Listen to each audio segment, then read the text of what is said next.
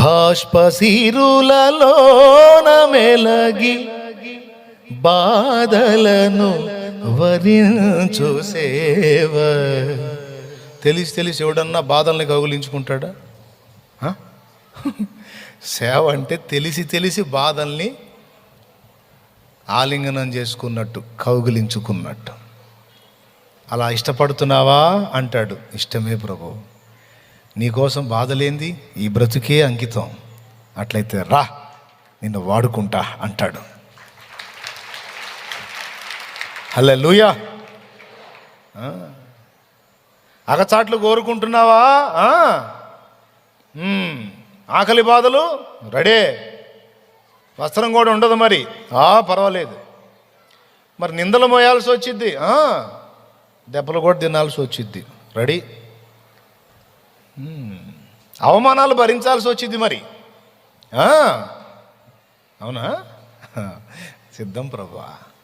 రాజాది రాజువు నువ్వు నా కోసం వచ్చి అన్ని బాధలు పడితే కోన్ కిస్కా గాడిని నేను. ప్రభువా, రాజాది రాజువు, మహిమ సామ్రాజ్యాన్ని ఏలే మహనీయుడవు నువ్వు వచ్చి ఇన్ని బాధలు నా కోసం పడితే కోన్ కిస్కా గాడిని నేను పట్టం ఏముందయ్యా, ఎన్నైనా పడతా ప్రభువా అన్నా. నువ్వు నాకు నచ్చావట్లయితే రా. అన్ని బాధలు సిద్ధం అవ్వాలి. కొంచెం సెగ తగలగానే కొంతమంది ఏందో నన్నయ్య, నాకేందో అసలు ముందుకు రావట్లేదు, అసలు పిలుపు ఉందో లేదో ఏమో డౌటు అని వెంటనే ఇక మొదలు పెడతారు. పిలుపు ఉందో లేదో, పిలుపు లేకుండా ఎందుకు వచ్చా మరి? ముఖం పగిలిద్ది. వచ్చిందాక మళ్ళీ పిలుపు గిలుపు అన్నావంటే వచ్చి మొదలు పెట్టావు, ఇక అంతే నిలబడిపోవు. ఒక రోజు నిర్ణయించాడు, మొత్తం మారిపోద్ది పరిస్థితి.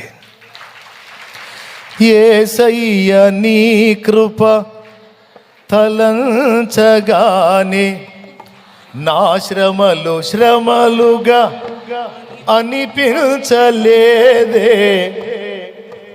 నీవు నాకిచ్చే మహిమ ఎదుట ఇవి ఎన్న తగినవి కావే.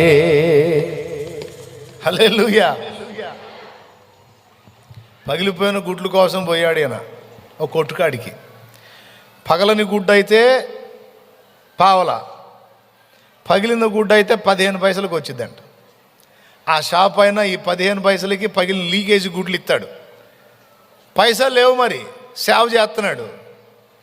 ఏదో మటన్ తినాలనిపించింది, మరి మటన్కి పైసలు లేవుగా.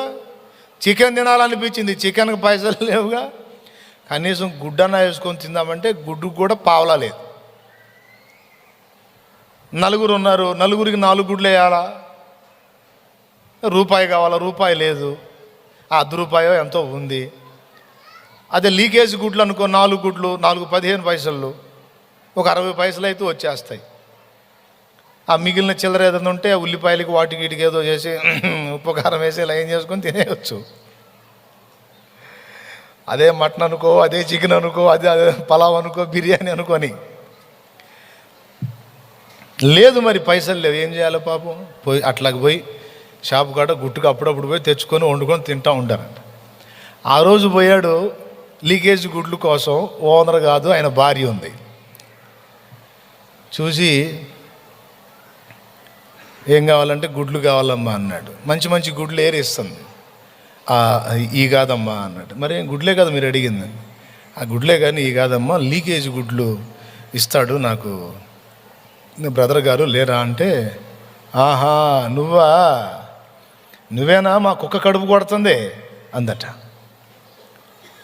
మా కుక్క కడుపు కొడుతుంది నువ్వేనా? ఆ లీకేజ్ గుడ్లు అవి ఉంటేదో వాటికి దాని ముఖాన్ని వేస్తాము, అవన్నీ నువ్వు ఊడ్చుకొని పోతున్నావుగా, అవి మొత్తం నువ్వు తీసుకొని పోతున్నావుగా అంటే ఎంత అవమానం ఫీల్ అయి ఉంటాడు చూడు దైవజనుడు. అయినా సరే గుచ్చినట్టు ఉండి ఉంటుంది గుండెల్లో. అంటే ఏంటి, మా కుక్క తినే నువ్వు తింటున్నావురా అని. ఎంత పెయినో చూడు ఆ మాట. అలాంటి మాట కూడా పడటానికి సిద్ధమై ఉండు, అంతేకాదు ఇంకా ఎన్నైనా పడటానికి. దుఃఖపడి వెళ్ళిపోయాడు. అంతే ఉంచాడా? ఆశీర్వదించటం మొదలుపెట్టాడు. ఆయనతో పాటు ఉన్న ముగ్గురికి లీకేజ్ గుడ్లేసి వండిపెట్టిన వ్యక్తి చేత లక్షలాది మందికి లక్షల కొలది గుడ్లు పెట్టేటట్టు చేశాడు యేసయ్య. హల్లెలూయా. ఆయన చిత్తమైతే ఇక్కడ మహిమ చూపిస్తాడు, ఇక్కడ కాదులేరా శాశ్వతంగా అక్కడే ఇచ్చేస్తానంటే అక్కడే చూపిస్తాడు. ఇక్కడ చూపించిన స్తోత్రం, అక్కడ చూపించిన స్తోత్రం ఒకటైతే కన్ఫర్మ్, చూపించేది కన్ఫర్మ్. ఇప్పుడు పాడు. యేసయ్య నీ కృప తలంచగాని నా శ్రమలు శ్రమలుగా అనిపించలేదే. యేసయ్య నీ కృప తలంచగాని నా శ్రమలు శ్రమలుగా అనిపించలేదే. నీవు నాకిచ్చే మహిమ ఎదుట ఇవి ఎన్నదగినవి కావే. నీవు నాకిచ్చే మహిమ ఎదుట ఇవి ఎన్నదగినవి కావే. సుగుణాల సంపన్నుడా, స్తుతిగానాల వారసుడా, జీవింతును నిత్యము నీ నీడలో, ఆస్వాదింతును నీ మాటల మకరందము. జీవింతును నిత్యము నీ నీడలో, ఆస్వాదింతును నీ మాటల మకరందము. సుగుణాల సంపన్నుడా. హల్లెలూయా.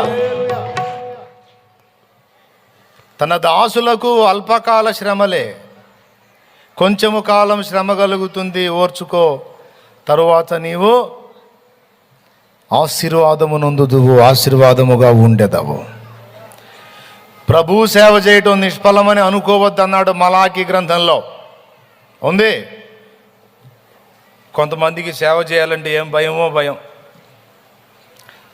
అన్నయ్య ఆ బాధలు అన్నీ ఆడపడతాం అన్నయ్య, అయితే అన్నయ్య కావాలనుకున్నది చేసుకోవచ్చు. మలాకి గ్రంథము 3వ అధ్యాయము 13-14 వచనాలు. నన్ను గూర్చి మీరు బహు గర్వపు మాటలు పలికి నిన్ను గూర్చి ఏమి చెప్పితిమని మీరు అడుగుదురు. దేవుని సేవ చేయుట నిష్ఫలమనియు ఆయన ఆజ్ఞలను గైకొని సైన్యములకు అధిపతియగు యెహోవా సన్నిధిని మనము దుఃఖాక్రాంతులుగా తిరుగుట వలన ప్రయోజనమేమనియు, గర్విష్ఠులు ధన్యులగుదురనియు, యెహోవాను శోధించు దుర్మార్గులు వర్ధిల్లుదురనియు, వారు సంరక్షణ పొందుదురనియు మీరు చెప్పుకొనుచున్నారు. ఏమయ్యా, నా సేవ చేయటం వేస్టా? నా సన్నిధిని దుఃఖాక్రాంతులై ప్రార్థనలో కాచుకొని నా దగ్గర పొందుకోవటం వేస్టా, వ్యర్థమా? దుర్మార్గులు బాగుంటున్నారా? అడ్డదిడ్డంగా బతికేవాళ్ళు గర్వహృదయాలు బాగుంటున్నారా? అంటే మీకు అది నచ్చిందా?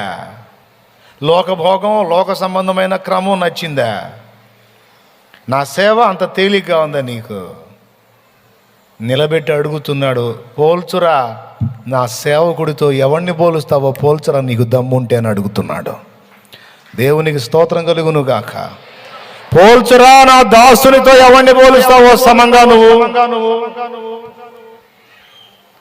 దేవతలలో నాకు సమమైన వాడెవడున్నాడో చూపు అన్న ఆ దేవుడే భూమి మీదున్న మానవులలో నా దాసునితో సమానుడైన వాడెవడో చూపించని అడుగుతాడు. ఏందనుకున్నా?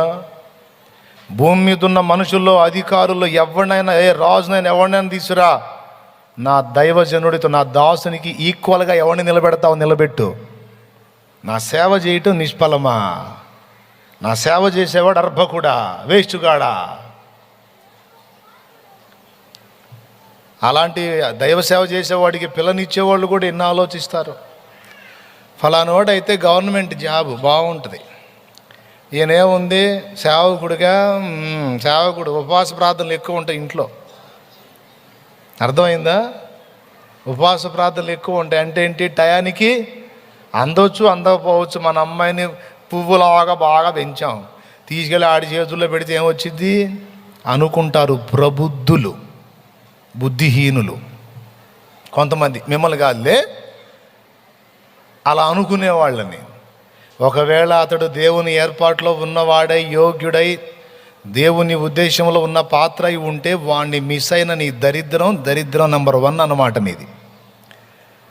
కాబట్టి దైవజనులతో ఇతరులను పోల్చి వాళ్ళ డబ్బును బట్టి, ఐశ్వర్యాన్ని బట్టి, ఘనతను బట్టి ఎప్పుడూ పొరపాటు అంచనా వేయకండి. ఆడపిల్లలు కూడా ఎవరు కావాలమ్మా, ఎవరిని చేసుకుంటా, జాబ్ హోల్డర్ పెద్ద హోల్ పడిద్ది రేపు లైఫ్కి. ఆడు బాగా చూసుకుంటే ఏం లేదు, నీ బతుకే హోల్ అయిపోయింది అన్నమాట. దేవుడి చిత్తం, నీ అదృష్టం వండి దేవుని దైవ సేవ చేసేవాడు ఏర్పాట్లో ఉన్నవాడు నీకు దొరికితే వానితో కలిసి దేవదూతలకు దక్కని సేవ చేసే ధన్యత నీకు లభిస్తుంది. యేసయ్య కోసం ఆకలి కొనే అదృష్టం నీకు వచ్చిద్ది. యేసయ్య కోసం వస్త్రహీనత భరించే ధన్యత నీకు వచ్చిద్ది. యేసయ్య నామము కొరకు అవమానం పొందే ధన్యత నీకు లభించిద్ది. వీటన్నిటికీ ప్రతిఫలంగా నిత్యత్వపు మహిమంతా స్వతంత్రించుకునే ధన్యత లభిస్తుంది.